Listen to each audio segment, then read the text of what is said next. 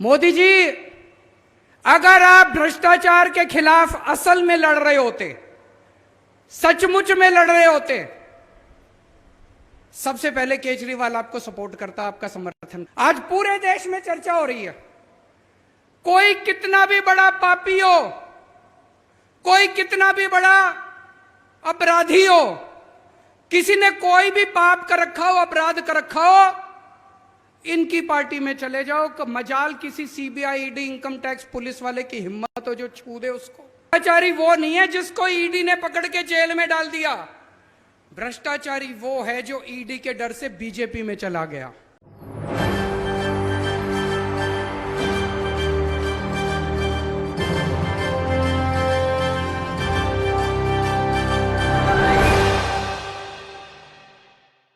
नमस्कार, मैं नाज़मीन खान और आप देख रहे हैं इसके 9। साप नेता Sanjay Singh Delhi Rouse Avenue court में एक लड़ाई तो लड़ ही रहे हैं, लेकिन इस लड़ाई के साथ साथ सुप्रीम कोर्ट का दरवाजा भी खटखटाते हुए नजर आते हैं। यहाँ पर दिल्ली हाई कोर्ट के फैसले को चुनौती देते हुए संजय सिंह यहाँ पर सुप्रीम कोर्ट पहुँचते हैं और उनका सीधे तौर पर ये कहना होता है कि अब एक बड़ी लड़ाई लड़ने वाले हैं और सुप्रीम कोर्ट से उन्हें राहत जरूर मिलेगी।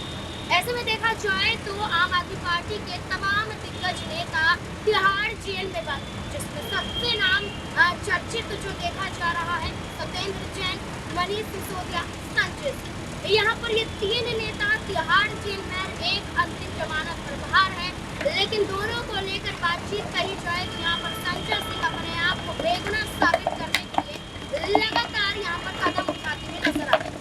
संजय सिंह के वकील उनका पूरा सहयोग देते हुए सबूत दिखा रहे हैं, तो वही अरविंद केजरीवाल चुनाव प्रचार के दौरान कई ऐसी बातों का जिक्र करते हुए नजर आते हैं जिससे ये साबित होता है कि जानबूझकर आम आदमी पार्टी को फंसाया जा रहा है, जानबूझकर एक षड्यंत्र रचा जा रहा है केंद्र सरकार। यहाँ पर जिस तरीके से केंद्र सरकार की कठपुतलियां यहाँ पर सरकारी एजेंसियां कही जाती हैं, उसी के आधार पर देखा जाए तो आम आदमी पार्टी में सरकारी एजेंसियों का दबदबा कुछ ज्यादा ही दिखाई देता है।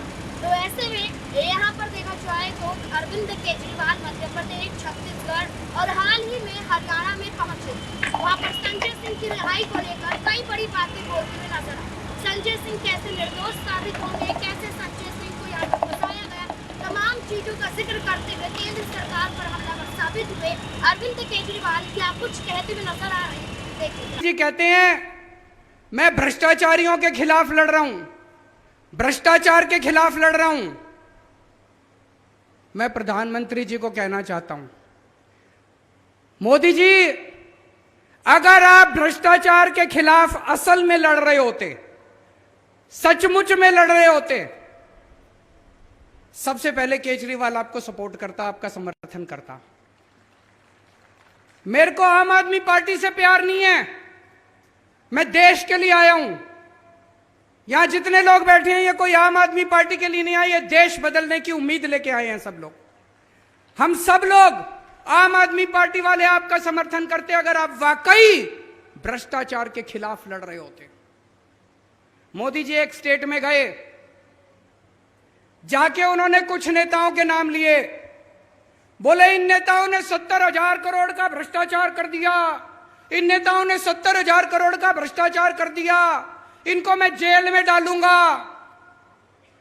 भाई साहब 4 दिन के बाद उन नेताओं ने भारतीय जनता पार्टी ज्वाइन कर ली, मोदी जी ने उसको उप मुख्यमंत्री बना दिया। यह भ्रष्टाचार के खिलाफ लड़ाई है? यह तो नौटंकी है, यह तो भ्रष्टाचार के खिलाफ लड़ाई नहीं है। और ये एक बार हुआ तो सोच लेते, पूरे देश में रोज यही नौटंकी चल रही है। कभी इस राज्य में जाके कहते हैं कि यहाँ का मुख्यमंत्री चोर है, कभी उस राज्य में जाके कहते हैं यहाँ के नेता चोर है। 2 दिन में वो नेता भारतीय जनता पार्टी में चले जाते हैं और मोदी जी उनको कोई मंत्री बना देते हैं, कोई कुछ बना देते हैं, सब लोगों को पार्टी में शामिल कर लेते हैं। ये तो भ्रष्टाचार के खिलाफ लड़ाई नहीं है दोस्तों। आज पूरे देश में चर्चा हो रही है, कोई कितना भी बड़ा पापी हो, कोई कितना भी बड़ा अपराधी हो, किसी ने कोई भी पाप कर रखा हो, अपराध कर रखा हो, इनकी पार्टी में चले जाओ। मजाल किसी CBI, ED, income tax police वाले की हिम्मत हो जो छू दे उसको।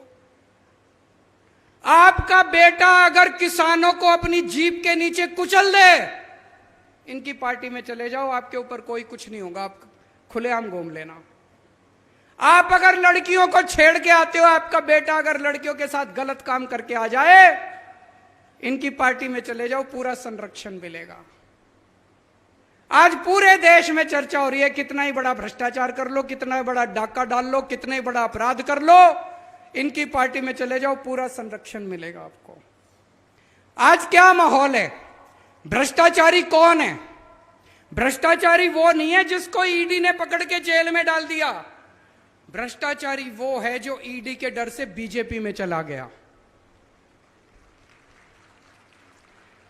जिसको ईडी ने पकड़ के जेल में डाल दिया और जो अभी तक बीजेपी में नहीं गया, भाई साहब वो कट्टर ईमानदार है, ये समझ लेना। क्योंकि उसे पता है कि आज नहीं तो कल बाहर तो आ ही जाऊंगा। लेकिन जिसने बेईमानी कर रखी है, जिसने बेईमानी कर रखी है, उसको पता है अगर ईडी ने पकड़ लिया तो पूरी जिंदगी जेल जाना पड़ेगा, वो तुरंत उठ के बीजेपी में चला जाता है। तो एक चीज समझ लो, भ्रष्टाचारी कौन है और ईमानदार कौन है। जो आदमी ईडी के डर से बीजेपी में चला गया वो भ्रष्टाचारी है, और जो ईडी की रेड के बावजूद अगर ईडी ने गिरफ्तार कर लिया और बीजेपी में नहीं जा रहा, वो कट्टर ईमानदार है। पूरे देश में आज चर्चा हो रही है कि प्रधानमंत्री जी का एक दोस्त है। कौन है? कौन है? कहते हैं प्रधानमंत्री जी ये उस एक दोस्त के लिए ही काम करते हैं। पूरे देश में चर्चा है, मैं नहीं कह रहा, गली गली में, नुक्कड़ नुक्कड़ पे, चाय की दुकान पे, पान की दुकान पे यही चर्चा है कि प्रधानमंत्री जी एक ही आदमी के लिए काम करते हैं, एक ही दोस्त के लिए काम करते हैं। और आजकल तो चर्चा उल्टी होने लगी है कि असल में ये दोस्त ही देश चला रहा है, सारे निर्णय वो दोस्त ही ले रहा है, प्रधानमंत्री जी निर्णय नहीं ले रहे। जनता में चर्चा है, जनता में चर्चा है। लोग मेरे को आके बताते हैं कि जी दोस्त ही देश चला रहा है, कानून उस दोस्त के ऑफिस से बन के आते हैं और पास होते हैं, वो दोस्त ही निर्णय लेता है। और जब आप वोट डालने जाते हो, आप सोचते हो मैंने मोदी जी को वोट दिया, आपका वोट मोदी जी तक नहीं पहुंचता, आपका वोट मोदी जी के जरिए उनके दोस्त तक पहुंचता है, आपका वोट दोस्त के पास जाता है। जब आप वोट डालने जाओ तो यह समझ लेना, यह स्थिति बेहद खतरनाक है कि अगर कोई एक दोस्त देश चला रहा है तो यह स्थिति बड़ी खतरनाक है। ये लोग कह रहे हैं हम केजरीवाल को गिरफ्तार करेंगे। मैं उनको कहना चाहता हूं मेरे को तो गिरफ्तार कर लोगे, मेरी आवाज को कैसे दबाओगे, मेरी आवाज को कैसे रोकोगे? आप मुझे गिरफ्तार कर लो, मोदी जी मेरे को गोली मार दो, केजरीवाल मर जाएगा, लेकिन आपके नींद के अंदर भी आपको मेरी आवाज सुनाई देगी, आपके कानों में मेरी आवाज गूंजेगी। मरने के बाद भी मेरी आवाज आपको चैन से सोने नहीं देगी मोदी जी। अंग्रेजों ने भी यही सोचा था। भगत सिंह अंग्रेजों के खिलाफ खूब बगावत किया करते थे। अंग्रेजों ने सोचा इसको जेल में डाल दो, उन्होंने भगत सिंह को जेल में डाल दिया। जैसे ही जेल में डाला, घर घर के अंदर भगत सिंह की आवाज पहुंच गई दोस्तों। फिर उन्होंने सोचा भगत सिंह को फांसी दे दो, भगत सिंह को फांसी दे दी। भगत सिंह के विचार और भगत सिंह की आवाज आज 100 साल के बाद भी इस देश के कोने कोने में गूंज रही है। मैं मोदी जी से पूछना चाहता हूं, मेरे को गिरफ्तार तो कर लोगे, मेरी आवाज को कैसे रोकोगे? मेरे विचारों को कैसे रोकोगे? मेरी सोच को कैसे रोकोगे? मैं उनको कहना चाहता हूं मेरे को फांसी तो दे दोगे, गोली तो मार दोगे। कहते मोदी जी के खिलाफ बहुत बोलते हो तुम, प्रधानमंत्री के खिलाफ बहुत बोलते हो तुम। तो आज मैं एक पेशकश करना चाहता हूं प्रधानमंत्री जी को। प्रधानमंत्री जी, मैं आपका समर्थन करूंगा, पूरी आम आदमी पार्टी आपका समर्थन करेगी। आप ये एक दोस्त की वो क्या कहते हैं, नौकरी करना बंद कर दो, दोस्त की दोस्ती छोड़ दो, 140 करोड़ लोगों के लिए काम करना चालू कर दो। ये दोस्त के लिए काम करना बंद कर दो। ये चोर उचक्के भ्रष्टाचारियों को संरक्षण देना बंद कर दो। इनको अपनी पार्टी के अंदर जितने चोर उचक्के बैठे हैं उनको सबको जेल भेज दो। देखो मैं तो क्या, ये सारा देश आपका साथ देगा। लेकिन अगर इस देश को कोई एक दोस्त चलाएगा, अगर इस देश के अंदर भ्रष्टाचारियों को, पापियों को, अपराधियों को संरक्षण दिया जाएगा, तो अपनी जान की परवाह किए बिना इस देश का एक एक बच्चा आपकी खिलाफत करेगा।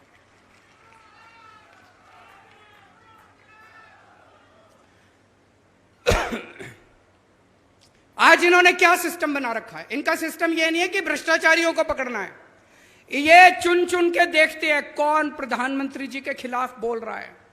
लिस्ट बना लेते हैं, जो जो प्रधानमंत्री के खिलाफ बोलता है उसके खिलाफ कुछ ढूंढो। फिर सीबीआई को फोन जाता है, इसके संजय सिंह के खिलाफ ढूंढो। संजय सिंह का क्या कसूर था? संजय सिंह का कसूर था कि संजय सिंह ने संसद के अंदर प्रधानमंत्री जी के खिलाफ आवाज उठाई थी। संजय सिंह के खिलाफ कुछ ढूंढो, इसके खिलाफ कुछ ढूंढो। अगर कुछ नहीं मिलता तो कहते हैं कुछ मारो, किसी को पीटो, इसके घर में सबूत डाल दो, फर्जी केस बना दो और पकड़ के उसको जेल में डाल दो। यह सिस्टम आज इन लोगों ने बना रखा है। ऐसे देश तरक्की नहीं कर सकता दोस्तों।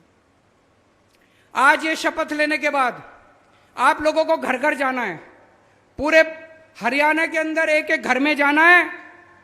डरना नहीं है, मन से डर निकाल देना।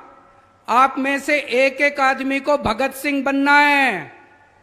ये कहते हैं हम केजरीवाल को गिरफ्तार कर लेंगे, ये इतने सारे जो सामने बैठे हैं सारे केजरीवाल है, किस किस को गिरफ्तार करोगे? हजारों लाखों के केजरीवाल है, किस किस को गिरफ्तार करोगे? आप सब लोग को केजरीवाल बनना है, डरना नहीं है, घबराना नहीं है। अरविंद केजरीवाल की इन बातों से साबित होता हुआ नजर आ रहा है कि यहाँ पर अब संजय सिंह को जल्द यहाँ पर रिहाई मिल जाएगी। संजय सिंह को शराब घोटाले में जो शामिल किया जा रहा है, इन तमाम आरोपों से बाइज्जत बरी होने वाली है। क्योंकि सुप्रीम कोर्ट का जो दरवाजा खटखटाया है वहाँ पर निष्पक्ष रूप से फैसला सुनाया भी जाता है और कई ऐसे नेताओं के मामले में निष्पक्ष रूप से फैसला सुनाया भी गया है, जिसका उदाहरण राहुल गांधी के जरिए आप देख सकते हैं। अभी देखना होगा क्या संजय सिंह को लेकर अरविंद केजरीवाल का जो दावा है यहाँ पर वो निर्दोष वाकई निर्दोष साबित होते हुए नजर आएंगे। क्या कुछ लगता है आपको? कमेंट सेक्शन में जरूर बताएं।